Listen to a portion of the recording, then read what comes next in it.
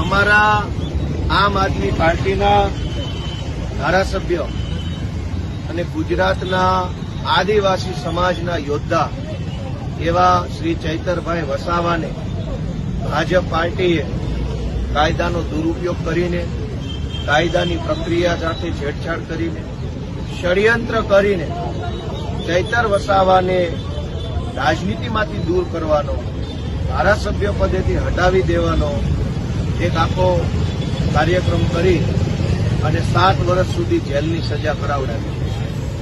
ચૈતરભાઈ વસાવાનો ગુનો શું છે? ચૈતરભાઈનો ગુનો આદિવાસી સમાજને જાગૃત કરવાનો, આદિવાસી સમાજના જળ, જમીન, જંગલના અધિકારો માટે લડવાનો ગુનો છે. આદિવાસીઓને વિસ્થાપિત કરવામાં આવે છે, એ વિસ્થાપિત આદિવાસીઓ માટે લડવાનો ગુનો કર્યો. ચૈતર વસાવાને 1 વાર જેલમાં નાખવાથી, 2 વાર જેલમાં નાખવાથી, 3 વાર જેલમાં નાખવાથી ચૈતર વસાવા ડરી જાય એવા વસાવા નથી. આ ચૈતર વસાવા આદિવાસીનો દીકરો છે. આદિવાસીનો ઇતિહાસ તમે જોઈ લેજો. ગોરા અંગ્રેજો સામે અમે નથી ઝૂક્યા, આ કાળા અંગ્રેજો સામે પણ અમે નથી ઝૂકવા.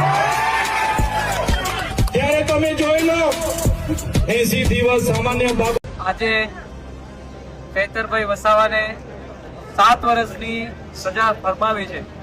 આજે એક જ દિવસે 2 ફેસલા આવ્યા.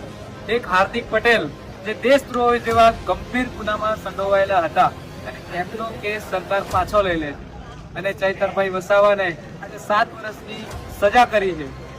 આપણે જોઈએ તથ્ય પટેલ કેટલા માસૂમ બાળકોને કે માસૂમ લોકોને કચડી નાખ્યા, એમને પણ સજા નથી થઈ. ઘણા એવા ભાજપના નેતાઓ છે, એમને આજ દિન સુધી કેસો નથી ચાલ્યા નથી, કે સજા નથી થઈ. પણ આજે આપણે ચૈતરભાઈ વસાવાનું જૂનું ઇન્ટરવ્યુ જોઈએ, જ્યારે નર્મદાની જિલ્લા પંચાયત બેસાડી અને કવાંટની 6 જિલ્લા પંચાયત અને છોટાઉદેપુર જિલ્લામાં તાલુકા પંચાયતો પણ બેસાડી.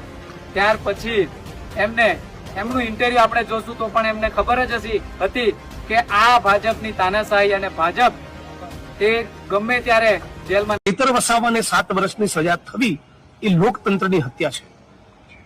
2002ના કોમી રમખાણોમાં 2,500 મુસ્લિમોની કત્લેઆમ કરનારા ભારતીય જનતા પાર્ટીના જે કોમવાદી વૈશ્વિક દરિંદાઓ છે, એમની સામે નહીં, નકલી એન્કાઉન્ટર કરી બેગુનાહોના ખૂન રેડનારા, ફરજી એન્કાઉન્ટર કરનારાઓની સામે નહીં, દેશને હિન્દુ મુસલમાનના નામે વિભાજિત કરી તલવારોને ત્રિશુલો વેચનારાઓની સામે નહીં, કરોડો અરબોના સ્કેમ કરનારા લોકોની સામે નહીં, રિયલ એસ્ટેટ, લેન્ડ અને માઇનિંગના માફિયાઓની સામે નહીં, અતિ કરપ્ટ અને ભ્રષ્ટ ગુજરાત અને દેશના IAS IPS અધિકારીઓ, MP MLA અને મંત્રીઓની સામે નહીં, ચૈતર વસાવાની સામે અચાનક ગુનો સાબિત થઈ ગયો અને 7 વર્ષની સજા કરવામાં આવી. ગજબ કહેવાય નહીં? આખું ગુજરાત અને દેશ ભારતીય જનતા પાર્ટીના કાળા કામ. આજે ચૈતરભાઈ વસાવાને 7 વર્ષની સજા ફરમાવી છે. આજે એક જ દિવસે 2 ફેસલા આવ્યા. એક હાર્દિક પટેલ જે દેશદ્રોહ જેવા ગંભીર ગુનામાં સંડોવાયેલા હતા અને એમનો કેસ સરકાર પાછો લઈ લે છે અને ચૈતરભાઈ વસાવાને આજે 7 વર્ષની સજા કરી છે.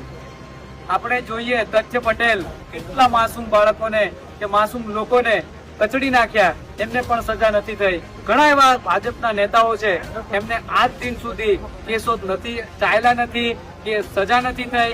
પણ આજે આપણે ચૈતરભાઈ વસાવાનું જૂનું ઇન્ટરવ્યુ જોઈએ, જ્યારે નર્મદાની જિલ્લા પંચાયત બેસાડી અને કવાંટની 6 જિલ્લા પંચાયત અને છોટાઉદેપુર જિલ્લામાં તાલુકા પંચાયતો પણ બેસાડી. ત્યાર પછી એમનું ઇન્ટરવ્યુ આપણે જોશું તો પણ એમને ખબર જ હતી કે આ ભાજપની તાનાશાહી અને ભાજપ તે ગમે ત્યારે જેલમાં